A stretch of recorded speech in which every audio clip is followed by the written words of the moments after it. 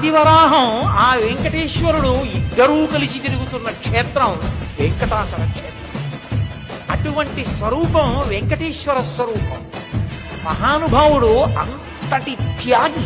ఆయన ఎన్నడూ కూడా తనకి అని తాను ఉంచుకున్నదేం లేదు, అందరికీ పెట్టేసేయడమే, అందరికీ ఇచ్చేసేయడమే.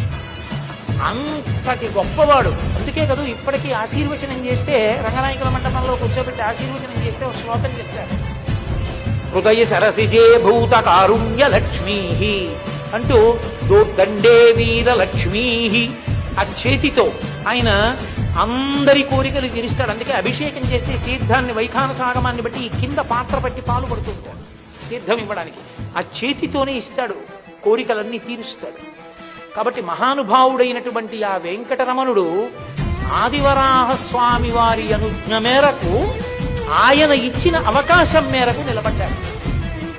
ఆ నిలబడినటువంటి వాడు ఏ కారణము చేత అలా శిలారూపాన్ని ధరించాడు అన్న విషయాన్ని నేను మీకు ఎక్కడో అక్కడ ఈ 2 రోజుల ప్రసంగంలో మనవి చేస్తాను.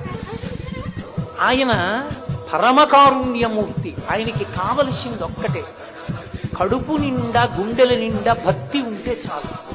అలాంటి వాళ్ళ వెంట తిరిగి వెంటపడి పలకరిస్తాడు.